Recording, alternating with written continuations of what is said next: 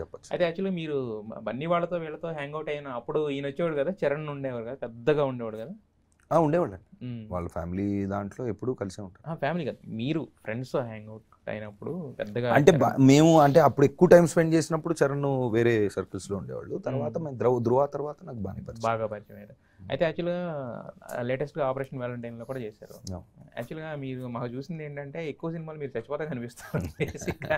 అంటే ఏంటి ఆ ఎమోషన్కి మిమ్మల్ని వాడుకుంటారా అలాగా, లేకపోతే అంటే మీకు చెప్తారు కదా, చెప్పినప్పుడు అనిపించదా మీకు అంటే ఈ క్యారెక్టర్కి వేరేది ఏమన్నా ఉండొచ్చేమో ఎండింగ్? అంటే ధృవ తర్వాత ఇదే వచ్చింది, మధ్యలో ఎక్కడ జరగలేదు. కాకపోతే అంటే ఒకటి అనుకుంటారండి, అనుకున్నా అంటే మేబీ ఇట్ ఈస్ లైక్ ఆ క్యారెక్టర్ ఆ చిన్న తక్కువ టైంలో ఉన్న ఇంపాక్ట్ రావాలి అంటే వాళ్ళు చెప్పడం అలాగే, అంటే అదే ఉంటుంది ఇంటెన్షన్. తక్కువ టైంలో ఇంపాక్ట్ కలిగించి ఆ క్యారెక్టర్ని మిస్ అయ్యి ఒక ఎమోషన్ వర్కౌట్ అంటే ఆల్రెడీ అయ్యింది కాబట్టి ఒకసారి ధృవాలో. సో మేబీ అది వాళ్ళదేమో, మేబీ ఆ థాట్.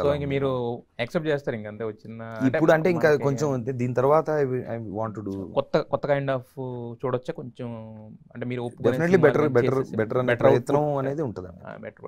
అయితే యాక్చువల్గా మీరు ఇది మన ఈగిల్ కూడా చేశారు. ఈగిల్లో మాత్రం రవితేజ గారితో ఈక్వల్గా ఉన్న క్యారెక్టర్ ఉంటుంది, ఎందుకంటే ఆయన చేసే ప్రతి దానికి మీరు ఇది ఉంటుంది కదా. సో రవితేజ గారితో ఎలా ఉంటుంది వర్కింగ్ ఎక్స్పీరియన్స్? చాలా బ్యూటిఫుల్ ఉంటుందండి. ఆయన ఫుల్ సరదా, అసలు మామూలు సరదా కాదు. ఎందుకంటే రెండు నవదీప్ని అంటే ఇప్పుడు నవదీప్ని ఒక 20 ఏళ్ళ 10 ఏళ్ళ క్రితం రవితేజ గారిని చూస్తే మాకు సేమ్ అనిపిస్తుంది. అంటే మాట్లాడే మాటలు కానీ ఎవ్రీథింగ్ నో ఫిల్టర్ యాక్చువల్గా. సో మరి మీ ఇద్దరు ఇలాంటి చాలా సరదాగా ఉండేదండి. I enjoyed a lot actually. మేము అండ్ ప్లస్ ఫారెన్ షెడ్యూల్స్ అవి ఉండవు. అండ్ తను నాకు ముందు నుంచే పరిచయం, మా ఇద్దరు బర్త్డే ఒకటి 26th. సో ఎప్పుడు పరిచయం అయిన తర్వాత ఎప్పుడన్నా హ్యాపీ బర్త్డే అంటే సేమ్టీ అబ్బాయి అని మాట్లాడుకునేవాళ్ళం. చాలా సరదాగా ఉంటారు. అండ్ ఆయన కూడా అంటే టైం స్పెండ్ చేసినంతసేపు సరదాగా కబుర్లు కామెడీ ఇదంతా ఉన్నా, ఎప్పుడన్నా ఒక టాపిక్ వచ్చినప్పుడు వాళ్ళ మనస్తత్వం ఏంటనేది అంటే మీరు అన్నట్టుగా నో ఫిల్టర్గా చెప్తా ఉంటారు. అబ్బాయి మనకి ఇది ఇలా ఉండాలి అని మంచి మాటలు చెప్తా ఉంటారు. సో ఆయనతో కూడా టైం స్పెండ్ చేసినప్పుడు సరదాగా ఉంటుంది, బాగా సరదాగా మీనింగ్ఫుల్ సరదాగా ఉంటుంది. 100% ఉంటాయి. అంటే ఇప్పుడు ఆయన కూడా ఈ సెల్ఫ్ మేడ్, ఇప్పుడు ఇండస్ట్రీ ఆర్ ఫ్యామిలీ అంటే ఫస్ట్ జనరేషన్ స్టారు. ఆయన అసిస్టెంట్ డైరెక్టర్గా చేసి డైరెక్షన్ డిపార్ట్మెంట్లో చేసి చిన్న రోల్స్ చేసి, సో ఆయన గ్రోత్ అనేది డెఫినెట్గా it's something that I can relate to. ఇప్పుడు సేమ్ అదే జర్నీ అనుకుందాం.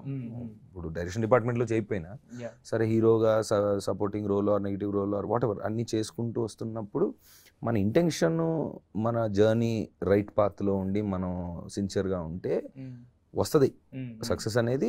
అది ఒక పార్ట్, కానీ మన జర్నీ మనకి ఇంపార్టెంట్ అనే వైబ్స్ ఇస్తారు ఆయన ఫుల్గా. అంటే మీరు ఇంతమందితో చేస్తారు, ఇంతమందితో కలుస్తారు, ఇంతమందితో మాట్లాడతారు, వాళ్ళు చెప్పే జీవిత సత్యాలు కొన్ని ఉంటాయి ఆల్రెడీ, ఎందుకంటే మనకన్నా ఒక స్టెప్ హెడ్లో ఉన్నారు అనుకుందాం.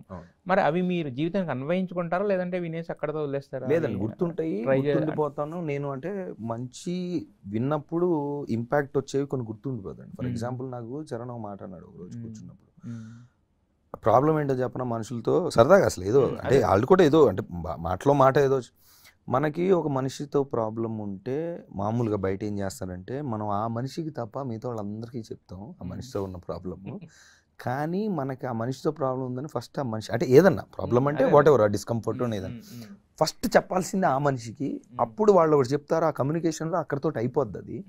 కానీ మనం ఏం చేస్తామంటే నాకు ఆడితో ప్రాబ్లం ఉందని అతనితో కాకుండా మిగతా అంతా చెప్తాం. అది చాలా బ్యాడ్గా మల్టిప్లై అయ్యి ఎటేటో వెళ్ళి వస్తూ ఉంటుంది. అది I don't think it's good quality అని అన్నాడు.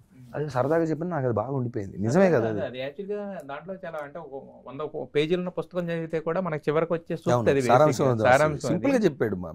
మనకి ఒక మనిషితో ఏదైనా ప్రాబ్లం ఉన్నప్పుడు ఫస్ట్ వాళ్ళతో చెప్పాలి.